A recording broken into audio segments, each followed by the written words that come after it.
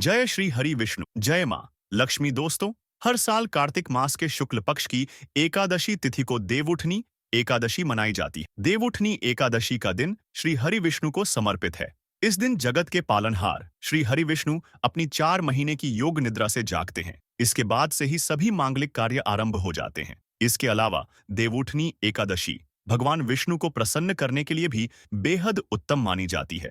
इस दिन भगवान विष्णु को प्रसन्न करने के लिए कुछ लोग व्रत रखते हैं और पूजा करते हैं। इस दिन सच्ची श्रद्धा और भक्ति भाव से भगवान विष्णु की पूजा करने से सभी मनोकामनाएं पूर्ण होती हैं। देव जागरण या उत्थान होने के कारण इसको देवोत्थान एकादशी भी कहते हैं। इस बार कार्तिक माह की एकादशी 11 नवंबर को शाम के 6:46 से लेकर 12 नवंबर को शाम को 4:04 तक रहेगी। ऐसे में 12 नवंबर को उदय तिथि में होने के कारण देवउठनी एकादशी का व्रत इसी दिन रखा जाएगा। वहीं इसका पारण 13 नवंबर को सुबह 6:46 से 8:51 के बीच किया जाएगा। देवोत्थान एकादशी के दिन सुबह सुबह सूर्योदय से पहले उठकर स्नान आदि कर लेना चाहिए। इसके बाद गन्ने का मंडप बनाएं और बीच में चौक बनाएं। चौक के मध्य में भगवान विष्णु का चित्र या मूर्ति रखें। इसके साथ ही चौक से भगवान के चरण चिन्ह बनाए जाते हैं जो ढककर रखने चाहिए। भगवान को गन्ना सिंगाड़ा और पीले फल मिठाई अर्पित किया जाता है। इसके साथ ही भगवान को पीली मिठाई करें। इसके बाद घी का एक दीपक जलाएं और इसे रात भर जलने दें। यहीं पर बैठकर विष्णु पुराण और व्रत कथा सुनें। देवउठनी एकादशी पर बहुत से नियमों का पालन करना जरूरी होता है। इस दिन केवल निर्जल या जलीय पदार्थों पर ही उपवास रखना चाहिए। अगर व्रत रखने वाला रोगी, वृद्ध, बालक या व्यस्त व्यक्ति है तो वह केवल एक वेला का उपवास रख सकता है।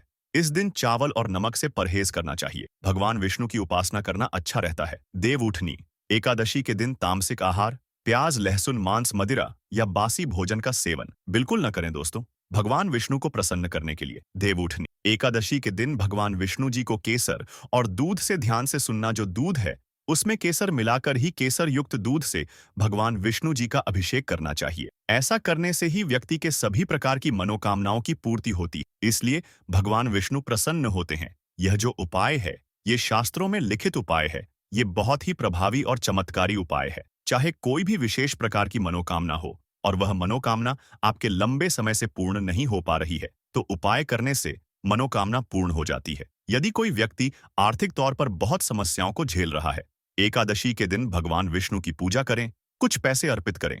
पैसे अर्पित करते समय आपको बोलना है कि हे भगवान, ये पैसे मैं आपको अपनी आर्थिक उन्नति के लिए समर्पित कर रहा हूँ, कृपया आप इसे स्वीकार करें। इस प्रकार से आपको प्रार्थना करनी है और इसके बाद पूजन के उपरांत इन पैसों को भगवान विष्णु जी का आशीर्वाद के रूप में मानकर आप इसे अपनी तिजोरी में रखें या पर्स में रखें। ऐसा करने से धन लाभ होता है और पैसों से जुड़ी जो भी समस्या आपके जीवन में होती रहती है वे समस्या समाप्त हो जाती है। ये पैसे फिर साधारण पैसे नहीं रह जाते। इसमें भगवान विष्णु की शक्तियां जागृत हो जाती हैं। यह साधारण पैसे नहीं होते। इसे आप संभाल कर रखें। यह साक्षात नारायण का आशीर्वाद बन जाते हैं। जहां पर नारायण का आशीर्वाद हो, भगवान विष्णु जी का आशीर्वाद हो, वहां पर फिर लक्ष्मी फलती फूलती है।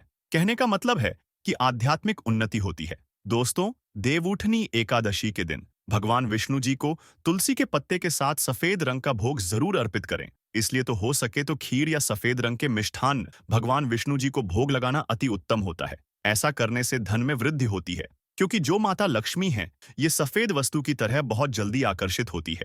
खासकर माता लक्ष्मी को खीर बहुत प्रिय है। सफेद रंग के दूध से बने मिष्ठान होते हैं, वो माता रानी को बहुत प्रिय है।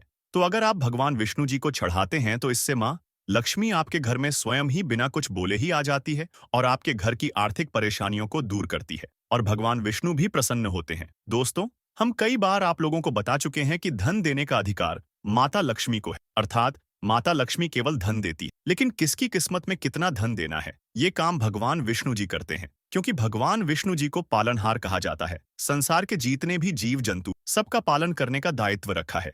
भगवान विष्णु जी ने तो जी किसके कर्मों में कितना धन देना है ये निर्णय लेते हैं। इसलिए भगवान विष्णु को जितना ज्यादा हो सके देवउठनी एकादशी के दिन प्रसन्न करने का प्रयास करें। देवउठनी एकादशी के दिन घर के नजदीक बने जो मंदिर है भगवान विष्णु जी का अगर कहा जाए तो इसे अति उत्तम कहते हैं, तो वहां पर भी आप नारियल और बादाम भगवान विष्णु जी के स्वरूप मान करके जो भी देवी देवता हैं उसे अर्पित कर दें, क्योंकि भगवान विष्णु जी ने स्वयं भगवत गीता में कहा है कि संसार में जितने भी देवी देवताओं की पूजा करते हैं वे सब मेरे ही स्वरूप हैं। इससे आपके रुके हुए भी जो भी कार्य हैं वे पूर्ण हो जाते हैं और उनका परिणाम आपको तत्काल मिलता है। जो आसपास के आपके मंदिर है वहां पर संध्या काल के समय में नारियल और बादाम जरूरत करना, बादाम की संख्या 5 रखना है। साथ ही वीडियो में आइए जानते हैं कि एकादशी में किन बातों का विशेष रूप से आपको ध्यान रखना है, आप सफल हो जाएंगे। सफलता प्राप्त करने के लिए कौन सी विशेष जानकारियां हैं और उपाय है, आइए जान लेते हैं। दोस्तों, देवउठनी एकादशी पर तुलसी विवाह अगर आप कराते हैं तथा अगर विष्णु जी का आप पूजन करते हैं तो विशेष रूप से कुछ आपको सावधानियां रखनी चाहिए, या फिर आप हो सके तो ये उपाय जरूर करना। ये सावधानी जरूर बरते दोस्तों। तुलसी के पौधे के चारों तरफ आपको स्तंभ जरूर बनाना चाहिए, फिर तोरण जरूर सजाना चाहिए, रंगोली से अष्टदल कमल जरूर बनाए, शंख चक्र और गाय के पैर, ये तीनों चीजें जरूर बनानी चाहिए। ऐसा माना जाता है कि इस दिन शंख चक्र और गाय के पैर बनाए जाते हैं तो उसे से घर में भगवान नारायण तथा माता लक्ष्मी अस्थायी रूप से वास करती हैं। इनकी दिव्य शक्ति सूक्ष्म रूप से आपके घर में वास करती है। तुलसी के साथ आंवले का गमला जरूर लगाना, उनके साथ आंवले का पूजन जरूर करना, क्योंकि आंवले को भगवान विष्णु जी अर्थात नारायण जी के रूप में माना जाता है और तुलसी माता को लक्ष्मी जी का स्वरूप कहा गया है। जिस प्रकार नारायण के बिना तुलसी अधूरी है, उसी प्रकार तुलसी के बिना नारायण भी अधूरी, अर्थात भगवान जो नारायण है ये आंवले के स्वरूप में विराजमान होते हैं और माता तुलसी जो है ये लक्ष्मी का स्वरूप कही गई है। ये माता तुलसी के रूप में विराजित है। इस दिन हो सके तो तुलसी का पंचोपचार पूजन करना है तो दक्षाश्री का मंत्र तुलसी का आप जरूर जपना दोस्तों। माता तुलसी जी इससे बहुत प्रसन्न होती। इस दिन घी का दीप और धूप जरूर दिखाना। सिंदूर, रोली, चंदन और नैवेद्य 4 चीजें हैं। ये तुलसी माता को चढ़ाने से माता अखंड सौभाग्यवती का प्रदान देती। पुरुष चढ़ाते हैं तो ऐसे पुरुष के जीवन में फिर विष्णु जी की कमी नहीं होती है, अर्थात धर्म की कमी नहीं होती। ऐसे पुरुष धर्म के मार्ग में चलने वाले होते हैं। धन की कमी कभी नहीं होती। हो सके तो इस दिन तुलसी माता को वस्त्र अलंकार सुशोभित वस्त्रालंकार आपको भेंट करना है। दोस्तों, लक्ष्मी जी का अष्टोत्तर या दामोदर अष्टोत्र ये जो पाठ कहे गए हैं ये आपको जरूर करना चाहिए। तुलसी के चारों ओर दीपदान जरूर करें। ऐसा माना जाता है कि जो भी व्यक्ति तुलसी को एकादशी की तिथि में दीपदान करते हैं चारों तरफ, तो ऐसे व्यक्ति को मृत्यु के पश्चात कभी भी अंधेरे की प्राप्ति नहीं होती। कहने का मतलब है कि आप जो दीपदान करते हैं वो दीप प्रकाशित होते हुए आपकी आत्मा को स्वर्ग तक पहुंचाने में मदद करते हैं। हो सके तो दीपदान जरूर करें और दान करने से हमारे पूर्वजों की आत्मा को शांति मिलती है। जो हमारे पूर्वज जिन्हें किसी कारणवश स्वर्ग की प्राप्ति नहीं हो पा रही है तो दीपदान करने से उन्हें स्वर्ग की प्राप्ति होती है। दोस्तों, एकादशी के दिन भगवान विष्णु जी को तुलसी जरूर चढ़ानी चाहिए। ऐसा माना जाता है कि इस दिन एक तुलसी का पत्ता चढ़ाने से 10,000 गौदान के बराबर की प्राप्ति होती है। लेकिन आज के दिन जान लीजिए, अर्थात इस दिन देवउठनी एकादशी के दिन गलती से भी तुलसी का पत्ता नहीं तोड़ा जाता, जो कि पत्ते आपको पहले से ही तोड़कर रखने हैं। जिन दंपतियों को संतान ना हो तो उन्हें तुलसी नमस्तक जरूर पढ़ना चाहिए, इससे संतान की प्राप्ति होती। तुलसी नमस्तक के पाठ से शीघ्र ही जिनके विवाह नहीं हो पाते हैं तो उनका शीघ्र ही विवाह हो जाता है, बल्कि जिनका कोर्ट कचहरी के मामले में कोई केस अगर चलता है तो वह समस्या भी दूर हो जाती है। दोस्तों, नए घर में तुलसी का पौधा इस दिन लगाने से श्री हरि भगवान विष्णु जी बहुत प्रसन्न होते हैं और ऐसे घर में सभी प्रकार के मंगलकारी चीज प्रदान करते हैं। नौकरी पाने के लिए, कारोबार में तरक्की के लिए या फिर हो सके तो अपने जीवन में उन्नति के लिए तुलसी का पौधा पीले कपड़े में बांधकर ऑफिस या दुकान के आसपास में जरूर रखें। इससे आपको नौकरी में, कारोबार में भी प्रमोशन मिलेगा, आपको हर कार्य में तरक्की मिलेगी। आप अपने घर में भी यह कार्य कर सकते हैं। आइए अब आपको सुनाते हैं देवउठनी एकादशी की व्रत कथा, जिसको सुनने मात्र से आपके सभी दुखों का नाश हो जाएगा। एक राजा के राज्य में सभी लोग एकादशी का व्रत रखते थे। प्रजा तथा नौकर चाकरों से लेकर पशुओं तक को एकादशी के दिन अन्न नहीं दिया जाता था। एक दिन किसी दूसरे राज्य का एक व्यक्ति राजा के पास आकर बोला, महाराज, कृपा करके मुझे नौकरी पर रख लें। तब राजा ने उसके सामने एक शर्त रखी कि ठीक है, रख लेते हैं, किंतु रोज तो तुम्हें खाने को सब कुछ मिलेगा, पर एकादशी को अन्न नहीं मिलेगा। उस व्यक्ति ने उस समय हाँ कर ली, पर एकादशी के दिन जब उसे फलाहार का सामान दिया गया तो वह राजा के सामने जाकर गिड़गिड़ाने लगा, महाराज, इससे मेरा पेट नहीं भरेगा, मैं भूखा ही मर जाऊंगा, मुझे अन्न दे दो। राजा ने उसे शर्त की बात याद दिलाई, पर वह अन्न छोड़ने को राजी नहीं हुआ। तब राजा ने उसे आटा, दाल, चावल आदि। वह नित्य की तरह नदी पर पहुंचा और स्नान कर भोजन पकाने लगा। जब भोजन बन गया तो वह भगवान को बुलाने लगा, आओ भगवान, भोजन तैयार है। उसके बुलाने पर पीतांबर धारण किए भगवान चतुर्भुज रूप में आ पहुंचे तथा प्रेम से उसके साथ भोजन करने लगे। भोजन आदि करके भगवान अंतर्धान हो गए तथा वह अपने काम पर चला गया। 15 दिन बाद अगली एकादशी को वह राजा से कहने लगा कि महाराज मुझे दुगुना सामान दी। उस दिन तो मैं भूखा ही रह गया। राजा ने कारण पूछा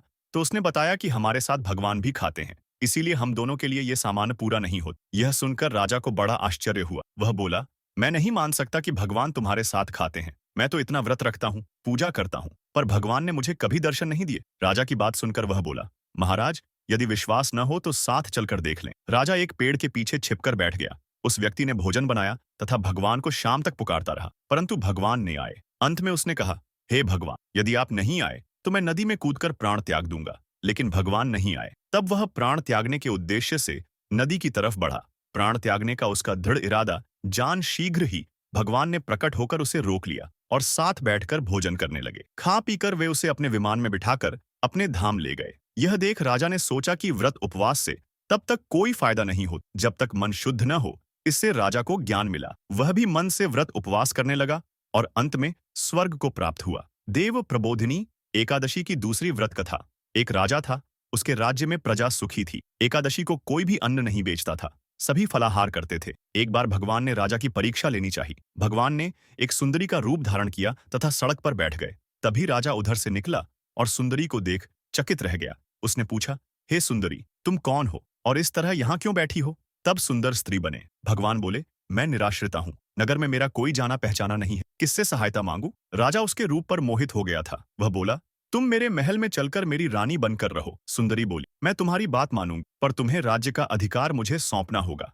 राज्य पर मेरा पूर्ण अधिकार होगा। मैं जो भी बनाऊंगी तुम्हें खाना होगा। राजा उसके रूप पर मोहित था, अतः उसने उसकी सभी शर्तें स्वीकार कर लीं। अगले दिन एकादशी थी। रानी ने हुक्म दिया कि बाजारों में अन्य दिनों की तरह अन्न बेचा जाए। उसने घर में मांस मछली आदि पकवाए तथा परोसकर राजा से खाने के लिए कहा। यह देखकर राजा बोला, रानी, आज एकादशी है, मैं तो केवल फलाहार ही करूंगा। तब रानी ने शर्त की याद दिलाई और बोली, या तो खाना खाओ, नहीं तो मैं बड़े राजकुमार का सिर काट लूंगी। राजा ने अपनी स्थिति बढ़ी। रानी से कही तो बड़ी रानी बोली, महाराज धर्म न छोड़े, बड़े राजकुमार का सिर दे दें। पुत्र तो फिर मिल जाएगा पर धर्म नहीं मिलेगा। इसी दौरान बड़ा राजकुमार खेल कर आ गया। माँ की आंखों में आंसू देखकर वह रोने का कारण पूछने लगा, तो माँ ने उसे सारी वस्तु स्थिति बता दी। तब वह बोला, मैं सिर देने के लिए तैयार हूँ, पिताजी के धर्म की रक्षा होगी, जरूर होगी। राजा दुखी मन से राजकुमार का सिर देने को तैयार हुआ तो रानी के रूप से भगवान विष्णु ने प्रकट होकर असली बात बताई। राजन, तुम इस कठिन परीक्षा में पास हुए। भगवान ने प्रसन्न मन से राजा से वर मांगने को कहा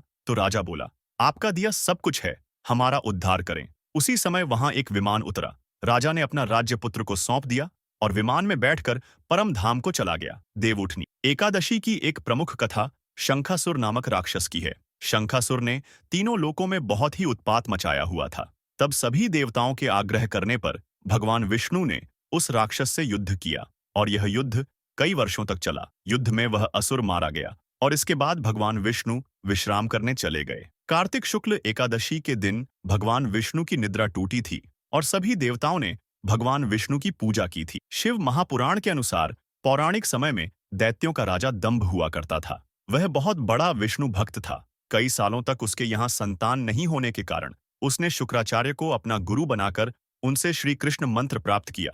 यह मंत्र प्राप्त करके उसने पुष्कर सरोवर में घोर तपस्या की। भगवान विष्णु उसकी तपस्या से प्रसन्न हुए और उसे संतान प्राप्ति का वरदान दे दिया। भगवान विष्णु के वरदान से राजा दंभ के यहाँ एक पुत्र में जन्म लिया। इस पुत्र का नाम शंखचूड़ रखा गया। बड़ा होकर शंखचूड़ ने ब्रह्मा जी को प्रसन्न करने के लिए पुष्कर में घोर तपस्या की। उसकी तपस्या से प्रसन्न होकर ब्रह्मा जी ने उसे वरदान मांगने को कहा।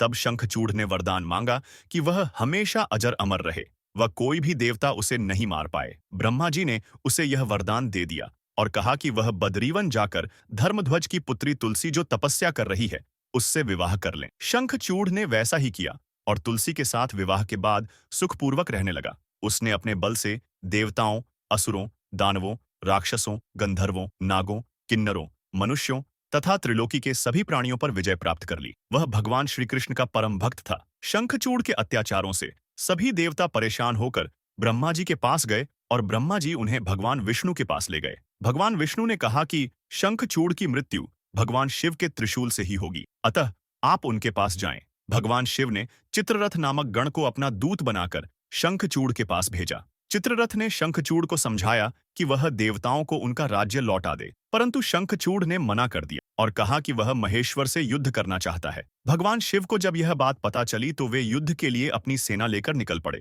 इस तरह देवता और दानवों में घमासान युद्ध हुआ, परंतु ब्रह्मा जी के वरदान के कारण शंखचूड़ को देवता नहीं हरा पाए। भगवान शिव ने शंखचूड़ का वध करने के लिए जैसे ही अपना त्रिशूल उठाया, तभी आकाशवाणी हुई कि जब तक शंखचूड़ के हाथ में श्रीहरि का कवच है और इसकी पत्नी का सतीत्व अखंडित है, तब तक इसका वध असंभव है। आकाशवाणी सुनकर भगवान विष्णु वृद्ध ब्राह्मण का रूप धारण कर शंखचूड़ के पास गए और उससे श्रीहरि कवच दान में मांग लिया। शंखचूड़ ने वह कवच बिना किसी संकोच के दान कर दिया। इसके बाद भगवान विष्णु शंखचूड़ का रूप बनाकर तुलसी के पास गए। शंखचूड़ रूपी भगवान विष्णु ने तुलसी के महल के द्वार पर जाकर अपनी विजय होने की सूचना दी। यह सुनकर तुलसी बहुत प्रसन्न हुई और पति रूप में आए भगवान का पूजन किया व रमण किया। ऐसा करते ही तुलसी का सतीत्व खंडित हो गया और भगवान शिव ने युद्ध में अपने त्रिशूल से शंखचूड़ का वध कर दिया। तब तुलसी को पता चला कि वे उनके पति नहीं हैं, बल्कि वे तो भगवान विष्णु हैं। क्रोध में आकर तुलसी ने कहा कि आपने छलपूर्वक मेरा धर्म भ्रष्ट किया है और मेरे पति को मार डाला, अतः मैं आपको श्राप देती हूँ कि आप पाषाण होकर धरती पर रहे। तब भगवान विष्णु ने कहा, देवी, तुम मेरे लिए भारतवर्ष में रहकर बहुत दिनों तक तपस्या कर चुकी हो। तुम्हारा यह शरीर नदी रूप में बदलकर गंडकी नामक नदी के रूप में प्रसिद्ध होगा। तुम पुष्पों में श्रेष्ठ तुलसी का वृक्ष बन जाओगी और सदा मेरे साथ रहोगी। तुम्हारे श्राप को सत्य करने के लिए मैं पाषाण बनकर रहूंगा। गंडकी नदी के तट पर मेरा वास होगा। देव प्रबोधिनी एकादशी के दिन भगवान शालिग्राम व तुलसी का विवाह संपन्न कर मांगलिक कार्यों का प्रारंभ किया जाता है। हिंदू धर्म मान्यता के अनुसार इस दिन तुलसी शालिग्राम विवाह करने से अपार पुण्य प्राप्त होता है। तो दोस्तों, आपको हमारी वीडियो कैसी लगी हमें कमेंट में जरूर बताइएगा। साथ ही वीडियो को लाइक करके चैनल को जरूर सब्सक्राइब कर ले। जय श्री हरि विष्णु, जय मां लक्ष्मी।